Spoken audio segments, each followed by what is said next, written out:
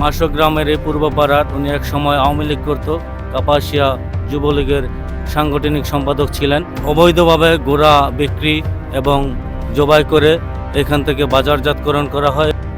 গাজীপুরের কাপাসিয়া উপজেলার দুর্গাপুর ইউনিয়নে রাতের আধারে ঘোড়ার মাংস কেটে বিক্রি করার অভিযোগ পাওয়া গেছে এবং এই অভিযোগ পাওয়ার পর থেকে কিন্তু এলাকায় এক ধরনের চাঞ্চল্য সৃষ্টি হয়েছে যে এই এলাকায় আসলে ঘোড়ার মাংস আসলে কিভাবে কেটে বিক্রি করা হয়। এবং স্থানীয় এক নেতা, আওয়ামী লীগের এক নেতা, যুবলীগের নেতা, যার নাম জাহাঙ্গীর আলম, তার বাড়ি থেকে এই ঘোড়াগুলো উদ্ধার করা হয় এবং এলাকাবাসী যেটি বলছেন যে দীর্ঘদিন ধরে এই ব্যবসা চালিয়ে আসছিল এবং এখান থেকে আরও অন্তত পক্ষে 9টি ঘোড়া এখানে জবাই করা হয়েছিল এবং এই 9টি ঘোড়ার যে জবাইকৃত যে মাংসগুলো রয়েছে সেগুলো জব্দ করেছে উপজেলা প্রশাসন। এই যে গ্রামের মানুষজন তারা যেটি বলছেন যে হোটেলে যারা কম দামে আসলে বিভিন্ন ধরনের খাবার তারা পরিবেশন করে থাকে এবং এই পরিবেশন খাবারগুলোর প্রতি থেকে একেবারে বিশ্বাস আসলে উঠে গিয়েছে এই মানুষের। যে আমরা জানি যে ঘোড়ার মাংস কোনোদিনই খাওয়া যায় না এবং এটা জায়েজ না, এটি আমরা জানি। এত জীবনে এরকম কোনো আমরা ঘটনা শুনিনি যে ঘোড়ার মাংস ঘোড়া বিক্রি জব করে বিক্রি করে খাওয়া, এটি জীবনে প্রথম শুনলাম এবং দেখলাম। এটা হচ্ছে গাজীপুর জেলার কাপাসিয়া উপজেলার দুর্গাপুর ইউনিয়নের 9 নং গ্রামের মাসক গ্রাম। এখানে আমার বাড়ির পাশে আমরা দীর্ঘদিন দেখছি এখানে ঘোড়া আসে, মানে প্রতিনিয়ত গাড়ি দিয়া, কাভার ভ্যান দিয়া, পিক আপ দিয়া, ট্রাক দিয়া ঘোড়া নিয়ে আসে, কিন্তু আমরা কোনো দিন এখান থেকে দেখি না জীবিত ঘোড়া ফিরে যেতে।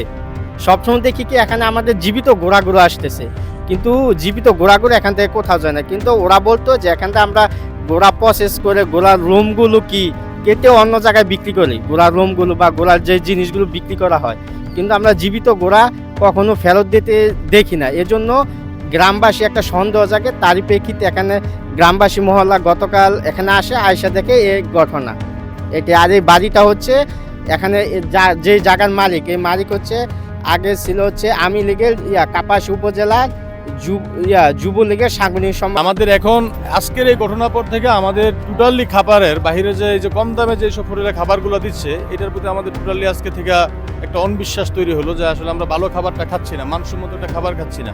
আমরা গরুর মাংসের কথা ওরা বলে বা খাসির মাংসের কথা বলে আমাদেরকে ঘোড়ার মাংসই খাওয়াচ্ছে, এটাই আমাদের এখন অনুভব। তো এই জিনিসটা আমরা তীব্র নিন্দা এবং প্রতিবাদ জানাচ্ছি এবং প্রশাসনের কাছে জোর দাবি করছি যে এটার সুষ্ঠু বিচার কিভাবে করা যায় সেই দিকে যেন প্রশাসন লক্ষ্য রাখে।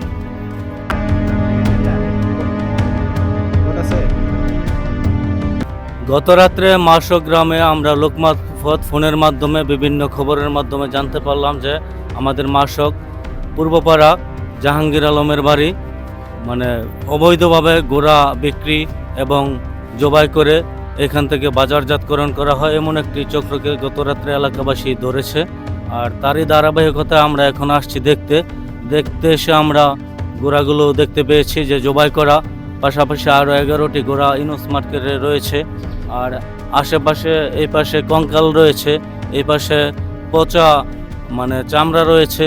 আমরা বিভিন্ন জায়গায় যদি এইভাবে দেখি ঘোড়ার অনেক কিছু আমরা দেখতে পাচ্ছি। আমরা আরও শুনতে পাচ্ছি যে অত্র এলাকায় যত গরু চুরি করা হয় তা নাকি এখানে জবাই করে গোশত বাজারজাত করা হয়, এরকম আমরা শুনতে পাচ্ছি আর কি। উনি হচ্ছে আমাদের মাসক গ্রামের এই পূর্বপাড়ার, উনি এক সময় আওয়ামী লীগ করত, কাপাসিয়া যুবলীগের সাংগঠনিক সম্পাদক ছিলেন। তিনি বর্তমানে 5 আগস্টের পরে অজ্ঞাত পলাতক, তাকে আমরা এখন আর দেখতে পাই না।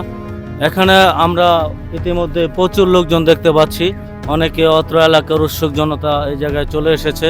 এই পাশটাতে আগে গরুর ফার্ম ছিল, এখন এগুলি ভেঙে তারপরে এই নতুন ব্যবসা কতদিন যাবৎ শুরু হয়েছে তা আমরা জানি না, এলাকাবাসীও কেউ জানে না।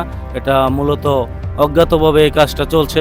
হঠাৎ গত রাত্রে কিন্তু লোকজন এটা ধরতে পেরে এলাকাবাসী সবাই এসে এদের এই পাশে ট্রাক রয়েছে, এ পাশে পিক আপ রয়েছে। ঘোড়া মিনিমাম এই জায়গায় 8-10টা ঘোড়া জবাই পাওয়া গেছে, আর কিছু ঘোড়া জীবিত উদ্ধার করা হয়েছে। এগুলো ফুলবাড়ি ইউনুস মার্কেট রয়েছে।